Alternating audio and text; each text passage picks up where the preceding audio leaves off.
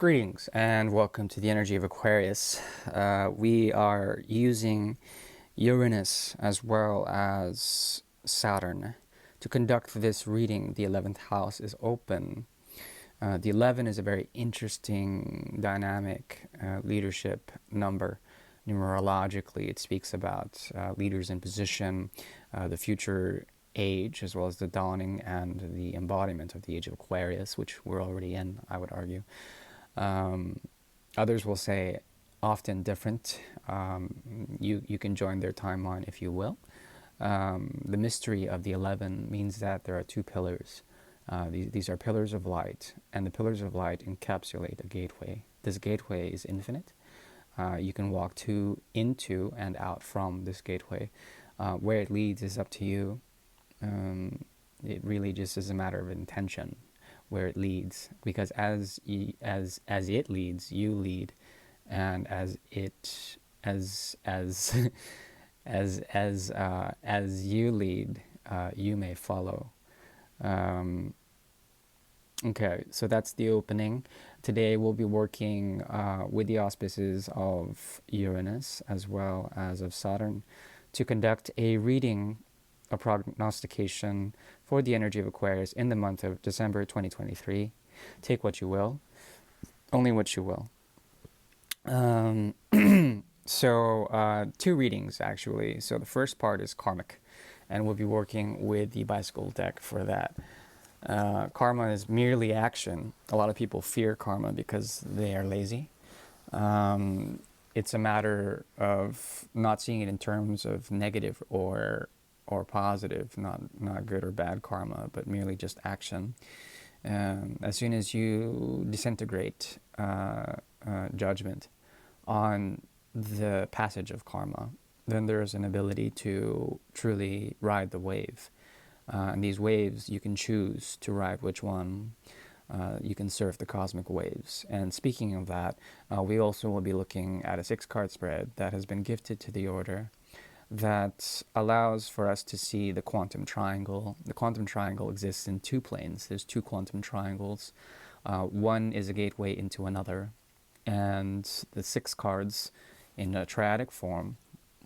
So 2 cards at the top, 2 cards at the bottom right, 2 cards at the bottom left. And we'll be able to see what's going on in terms of possibilities. And these are infinite.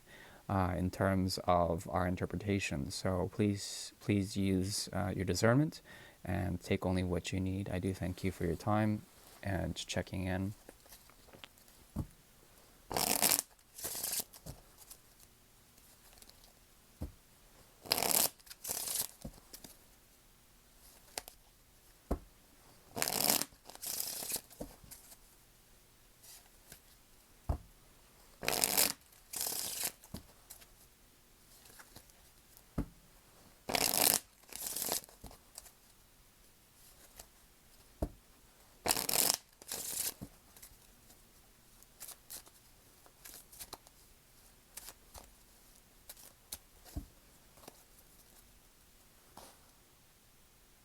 Okay, so the underscoring of the reading is the 4 of rods.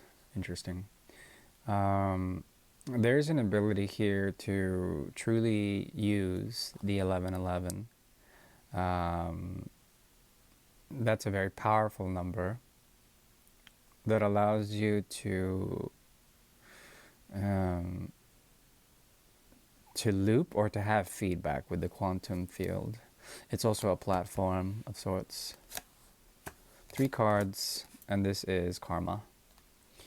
Okay, so very coldly and exacting, you are protected from the past. There's a past of regret here. People will try to come into your life and dump onto you this regret sequence. It's their choice to do that. They have no choice to do that, but you're protected. What it leads to is a sense of peace of mind. These people will come to you. You don't have to accept them, but you can take them on some sort of detached journey of sorts.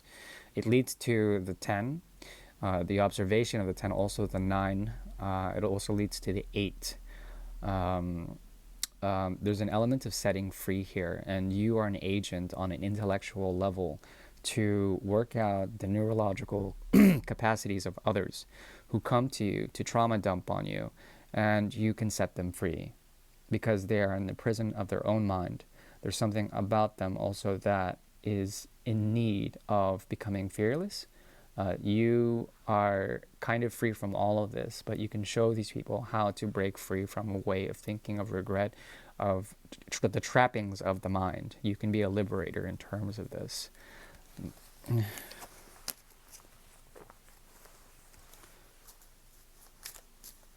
So we're moving now into the Great Mirror, and this is for the month of, or excuse me, the Quantum Triangle. This is for the month of December 2023. I'll be using the Alietta deck. It's right here, and it's 130 years old. It's a very powerful deck. No boundaries. This is the No Boundaries deck, 77, lucky 77. So let's see the 9 and the 10, 9 in the reverse, and then the 5, 4 times in 5.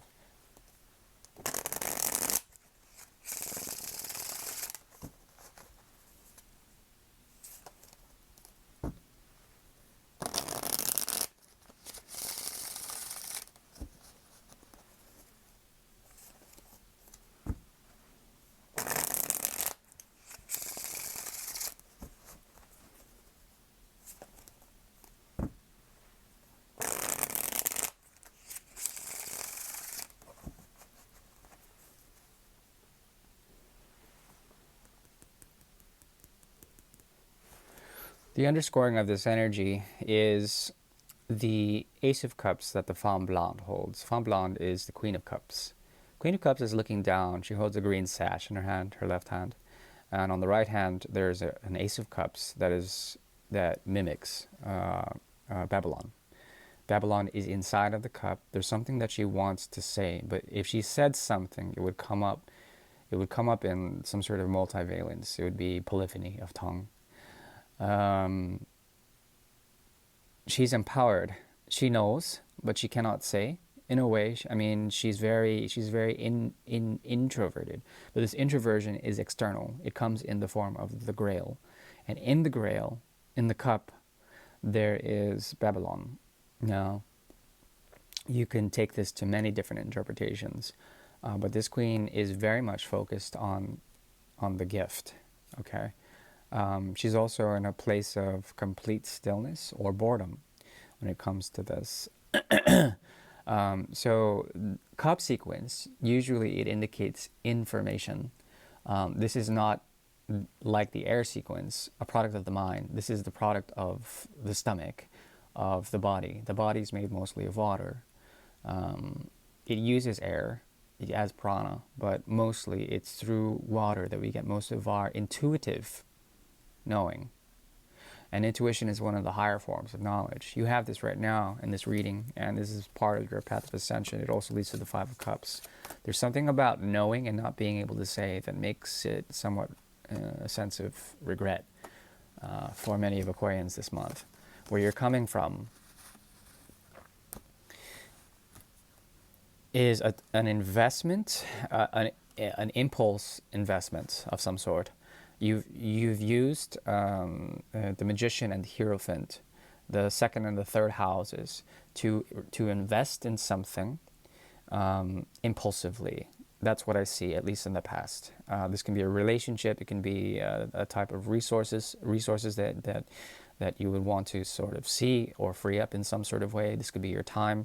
But the element of fire is huge in the past. I would wonder why. I think the 10th house is open for you, potentially the 9th or the 11th also in the coming days. And especially if you're a solar Aquarian, there's something about it where the 9th, the 10th, and the 11th. The 9th will activate something like you are searching for something or a gift. You might impulsively invest into certain things. You might do so with the promise of great return, but it's more of a spiritual investment. It's something that you would believe in, or something that you would place your higher intellect into doing, in order to have an effect. Whether or not this is actually giving you something is still in question. But this also has to do with the devil in reverse. When the devil's in reverse, the devil descends, it falls, it swan dives into terra firma. And there's a type of force majeure, like the capacity for the devil, which is your 12th house, the 10th house, which is like your birthday coming up, something like that. There's something about your birthday where an incident will happen, a sense of freedom. You'll be liberated from either a relationship, a toxic one.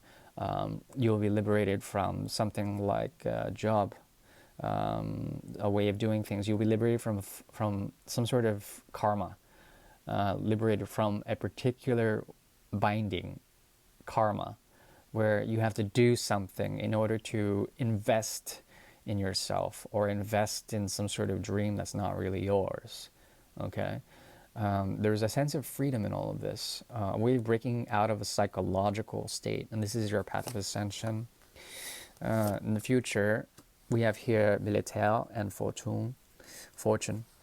So Wheel of Fortune, there's something about this freedom that you find that will help you to socially ascend in some sort of way, or spiritually ascend in some sort of way. People will notice this and they will grab your attention. They will, I mean, they will try to grab your attention. They'll listen to you. They want to listen to you in order to find a sense of like the winner, who wins, how did you win, what did you do in order to invest into something like this, how did you break free from that investment, and how has that made you fortunate.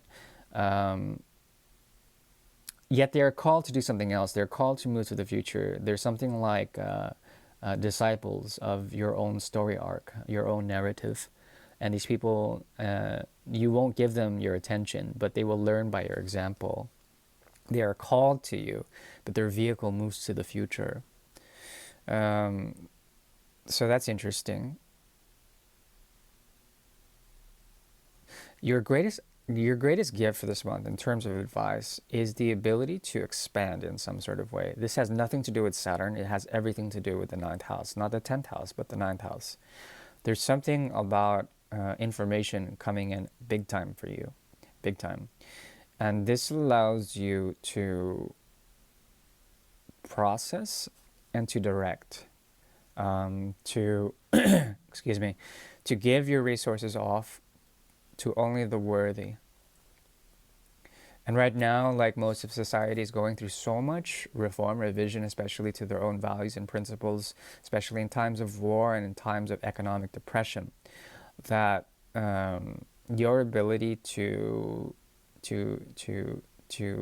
kind of go back, to stop living in the future, to go back and to help in some sort of way might be indicated this month.